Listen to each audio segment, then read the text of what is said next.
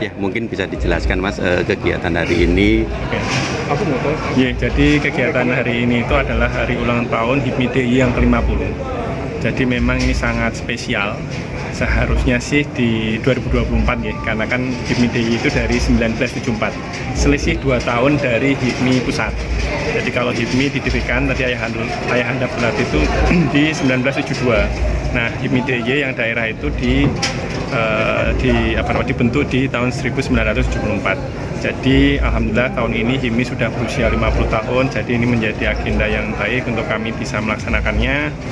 Lalu HIPMI HUT ini juga menjadi satu untuk kegiatan silada atau silaturahmi daerah, di mana silada ini satu HUT ini sama audiensnya adalah seluruh stakeholder HIPMI yang ada di DIY, dari mulai pengurus, BPD, BPC, terus member, dan juga ada HIPMI PT, dan juga stakeholder tadi tamu undangan dari seluruh stakeholder yang ada di. Lalu kemudian kami ini sudah akhir periode. Kebetulan saya adalah pengurus HIPMI di bidang OKK, bidang 1 BPD DIY. Jadi kami ini sudah mau purna, kita sudah 3 tahun. Jadi ini sudah menjadi rangkaian musyawarah daerah yang akan dilaksanakan di maksimal bulan Februari.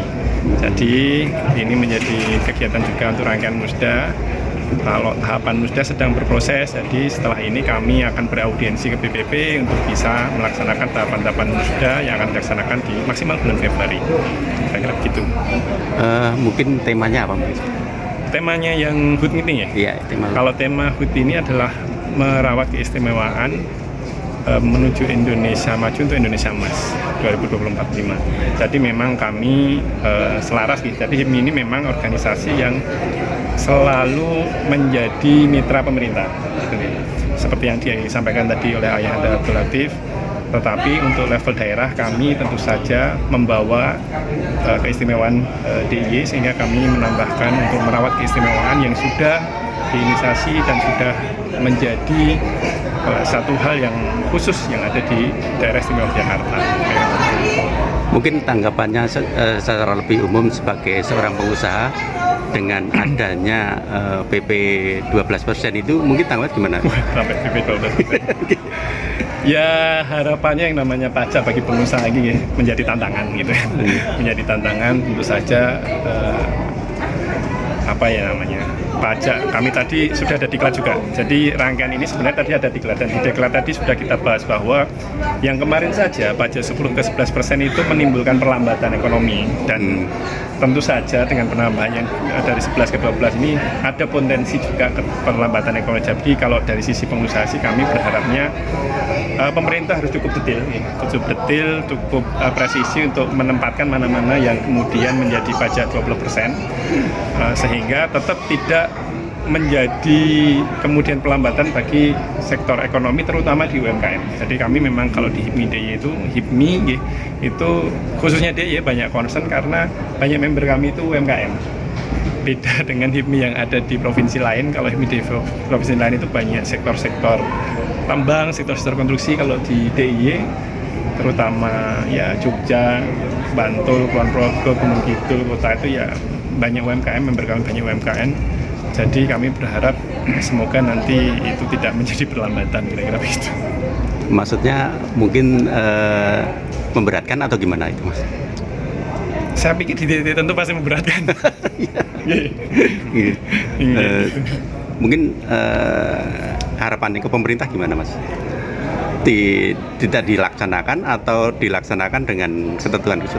Harapan dari HIPMI kita?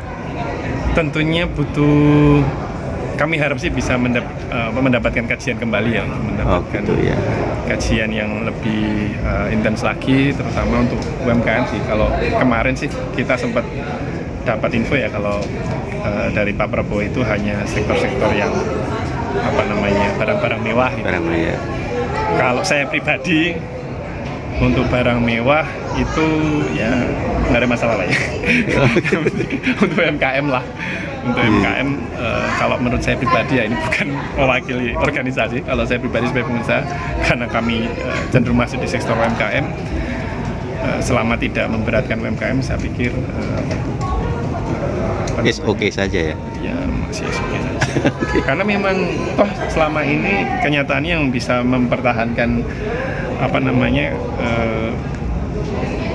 Indonesia ketika krisis kan juga sektor Justru UMKM. kemarin COVID itu kan yang eksis kan malah UMKM, Mas. Itu Iya. maka dari itu kan jangan sampai nanti kebijakan itu justru malah menjadi beban ya, karena UMKM ini juga memang seksi, tapi kan UMKM ini juga sangat fluktuatif sekali ya, memang Iya. banyak pertumbuhan tapi juga yang gugur itu juga tidak banyak, mungkin berubah bisnisnya dan sebagainya.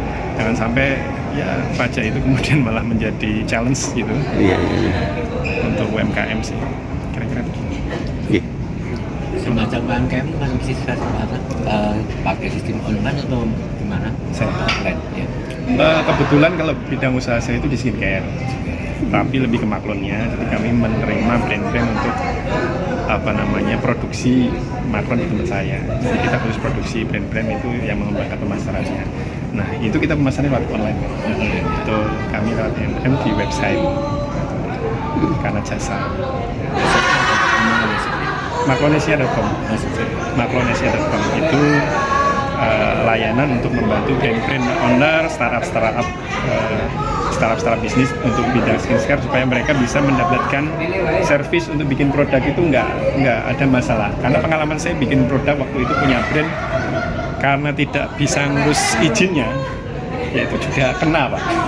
Iya, karena kan aturan BPOM itu kan you mau jualan itu harus punya izin. Nah, kami hadir untuk memberikan solusi itu supaya yang pemilik Bapak misalnya mau bikin brand bisa, itu izin kita bantu, riset R&D kita bantu, lalu apa namanya legal kita bantu sehingga nanti tahu beres sudah bisa jualan, kira-kira begitu. Nah itu yang bermakna Sedoyo Kanto Sumringan, yaitu pengharapan agar kita semua dapat bahagia dan sumringah. Dengan sutradara Luvita Pradana Puspitasari, penata musik Muhammad Bondan, produksi Kerincing Manis Dance Studio. Hadirin yang berbahagia, kita sambut Tari Semeda.